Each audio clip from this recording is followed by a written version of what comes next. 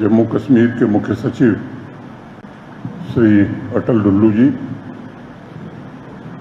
जम्मू के divisional commissioner Shri Ramesh Kumar ji, यहाँ के आईजी पुलिस श्री भीमसेन टूटी जी, पुंछ रेंज के डीआईजी साहब, पुंछ के डीसी साहब, एसएसपी साहब, प्रशासन के हमारे सभी सहयोगी, अजीत सिंह जी, यहाँ उपस्थित सभी सम्माननीय भाइयों और बहनों, मैं अपनी बात शुरू करूं उसके पहले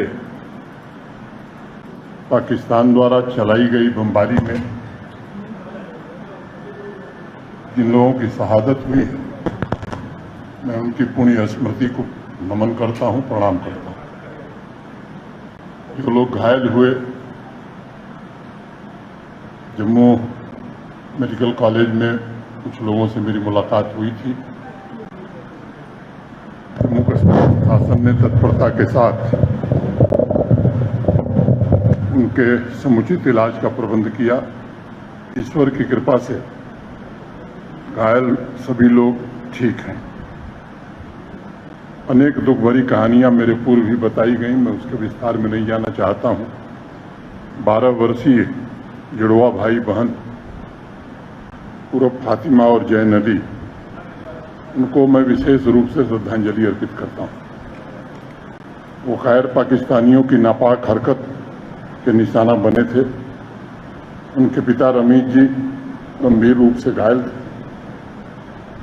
मैं व्यक्तिगत रूप से भी अस्पताल में उनसे मिला था और ईश्वर कृपा से उनका स्वास्थ्य बेहतर है और मैं उम्मीद करता हूं कि जल्द ही उन्हें छुट्टी मिल जाएगी। हम सब जानते हैं कि 22 अप्रैल को पहलगांव के वैसरन घाटी में पाकिस्तान द्वारा भेजे गए आतंकवादियों ने जिस तरह से निर्दोष और निरपराध पर्यटकों को निशाना बनाया, उसमें 26 जानें चली गई। पूरे देश में इसको लेकर के बहुत आक्रोश था। माननीय प्रधानमंत्री जी ने, भारत सरकार ने हिंदुस्तानियों के आक्रोश को देखते हुए बात स्पष्ट कर दी थी कि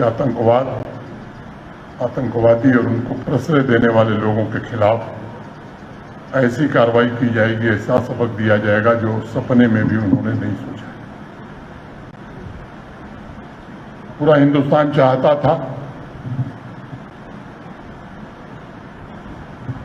की कार्रवाई हो, कड़ी कार्रवाई, और उसको दृष्टिगत रखते हुए 6 और 7 मई की रात को भारत की सेनाओं ने, हमारे सेनाओं के बहादुर अफसरों और जवानों ने 9 टेरर कैंप्स उस दिन ध्वस्त किए। 100 से ज़्यादा आतंकवादी मारे गए और पाकिस्तान को बता भी दिया गया कि हम निर्दोष नागरिकों और मिलिट्री एस्टेब्लिशमेंट को निशाना नहीं बनाना चाहते हैं। हमारा उद्देश्य स्पष्ट है, आतंकवाद और उनके आकाओं को ही हमें खत्म करना है। लेकिन पाकिस्तान ने आतंकवादियों और उनके अड्डों पर हुई कार्रवाई को अपने ऊपर कार्रवाई मान ली और फिर 6-7 की रात को ही 1 बजे रात के बाद, मुझे लगता है 1:30 बजे के आसपास, जिसमें सबसे ज़्यादा प्रभावित ये पुंछ शहर और पुंछ है। जम्मू कश्मीर के विशेष रूप से सबसे ज़्यादा तबाही पुंछ में हुई है। तो जौहरी, पूरी सेक्टर, तंगधार, केरन, हमने अनेक बहुमूल्य जानें गंवाई हैं। ये कोई राजनीति का समय नहीं है। जो आर्थिक सहायता थी मोटे तौर पर गृह मंत्रालय भारत सरकार की ओर से और जम्मू कश्मीर प्रशासन की ओर से मिला करके हर परिवार को 16 लाख रुपए दे दिए गए हैं। जो घायल थे उनका मुफ्त में इलाज, उनकी दवा दारू का इंतजाम भी प्रशासन ने किया और जो अनुमन्य सहायता राशि है वो अभी मोटे तौर पर वितरित कर दी गई।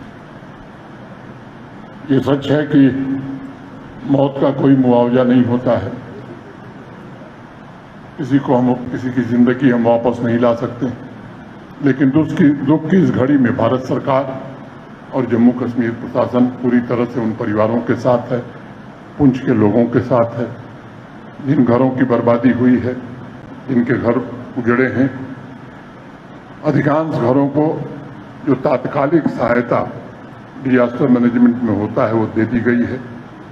प्रशासन के हमारे साथी आइडेंटिफिकेशन और मूल्यांकन का काम कर रहे हैं।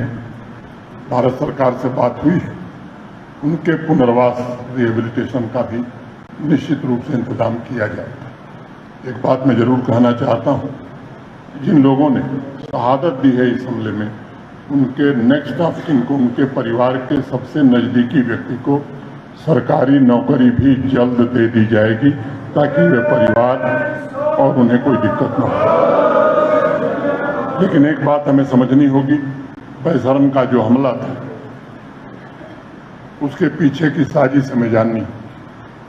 जानबूझ करके हमला इस तरह से किया गया और जो धर्म पूछ करके लोगों को मारा गया। जिस तरह की कार्रवाई वहां हुई, मंशा बड़ी स्पष्ट थी कि पूरे हिंदुस्तान में धर्म के नाम पर कोई न कोई बंटवारा हो, विवाद खड़ा हो। इस पवित्र गुरुद्वारे पर भी जो हमला हुआ या पंजाब में जो हमला किया गया और उसके बाद जिस तरह से दुष्प्रचार किया गया, उसके पीछे भी साजिश यही थी कि हिंदू सिख मुस्लिम आपस में पड़ जाए। भारत के लोग संकट के समय में सदैव देश के साथ खड़े रहे हैं और खासतौर से सिख कौम जो जब भी देश पर खतरा आया है, मुझे लगता है कि गुरुओं ने आपको यही प्रेरणा दी है कि राष्ट्र रक्षा सर्वोपरि है और वो काम आपने सदैव किया है। पूरे देश को आप पर गर्व है। बाकी जो मेमोरेंडम दिया गया मैंने ध्यानपूर्वक पढ़ा है। पुंछ में अस्पताल की उचित व्यवस्था हो, जिनका नुकसान हुआ है उनका पुनर्वास रिहेबिलिटेशन कैसे हो, ये काम निश्चित रूप से किया जाएगा। इसकी योजना बनाई जा रही है। पूरा जम्मू कश्मीर प्रशासन और भारत सरकार आपके सुख दुख में निश्चित रूप से खड़ी है।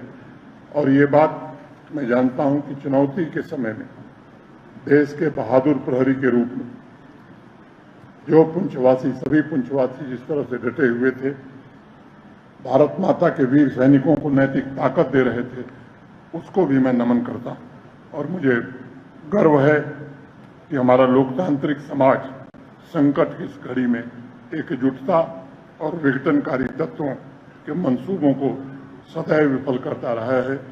मैं एक बार फिर से आप सबके प्रति हृदय से कृतज्ञता ज्ञापित करता हूं, मोहन जी के प्रति विशेष रूप से, और आप सबको भरोसा देता हूं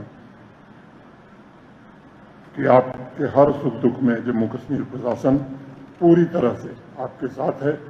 माननीय प्रधानमंत्री जी, भारत सरकार के गृह मंत्री जी का संदेश भी है कि जिन परिवारों पर पाकिस्तान ने गोलियां बरसाई हैं, उन परिवारों के पुनर्वास की मुकम्मल व्यवस्था की जाएगी और इसका एक कॉम्प्रिहेंसिव प्लान बना करके प्रशासन काम करेगा।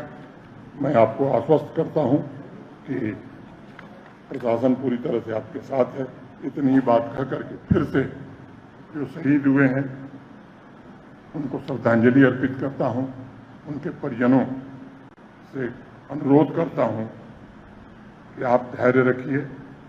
आपके साथ आपको पूरे आपके परिवार को, पूरे देश को गर्व है। जम्मू कश्मीर प्रशासन हो या भारत सरकार हो, आपके साथ पूरी ताकत से खड़ी है। इतनी बात कह करके मैं अपनी बात पूरी करता हूं। वाहेगुरु जी का खालसा। धन्यवाद।